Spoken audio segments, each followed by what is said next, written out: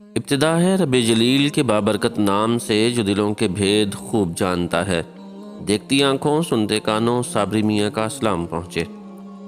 ناظرین محترم، حضرت یحییٰ بن ایوب خزائی سے مروی ہے کہ حضرت عمر رضی اللہ تعالیٰ عنہ کے زمانہ میں ایک پرہیزگار جوان تھا۔ وہ مسجد میں گوشہ نشین رہتا اور اللہ تعالیٰ کی عبادت میں مصروف رہتا تھا۔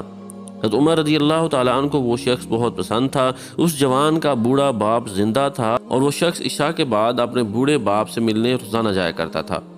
راستہ میں ایک عورت کا مکان تھا، وہ اس جوان پر فریفتہ ہو گئی اور بہکانے لگی۔ روزانہ دروازے پر کھڑی رہتی اور جوان کو دیکھ کر بہکایا کرتی۔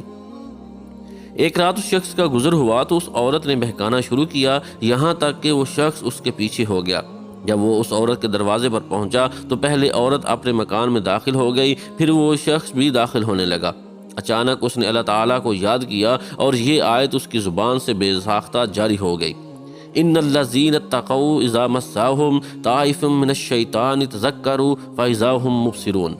بے شک جو لوگ خدا سے ڈرتے ہیں، جب انہیں شیطان چھوتا ہے وہ چونک جاتے ہیں اور ان کی آنکھیں کھل جاتی ہیں، اور پھر غش کھا کر وہیں دروازے پر گر پڑا۔ اندر سے عورت آئی، یہ دیکھ کر کہ جوان اس کے دروازے پر بے ہوش پڑا ہے، اس کو اپنے اوپر الزام آنے کا اندیشہ ہوا۔ چنانچہ اس نے اپنی ایک لونڈی کی مدد سے اس جوان مرد کو وہاں سے اٹھا کر اس کے دروازے پر ڈال دیا۔ ادھر بوڑھا باپ اپنے لڑکے کی آمد کا منتظر تھا۔ جب بہت دیر تک وہ نہ آیا تو اس کی تلاش میں گھر سے نکلا، دیکھا کہ دروازے پر بے ہوش پڑا ہے۔ بوڑھے نے اپنے گھر والوں کو بلایا اور اس کو اٹھا کر اپنے گھر کے اندر لے گئے۔ رات کو وہ جوان ہوش میں آیا۔ باپ نے پوچھا، بیٹا تجھے کیا ہو گیا ہے؟ اس نے جواب دیا، خیریت ہے۔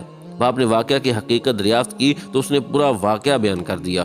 پھر باپ نے پوچھا، وہ کون سی آیت تھی جو تو نے پڑھی تھی؟ یہ سن کر بیٹے نے وہی آیت دوبارہ پڑھی اور پھر سے بے ہوش ہو کر گر پڑا۔ اس کو ہلایا گیا تو معلوم ہوا کہ وہ مر چکا ہے۔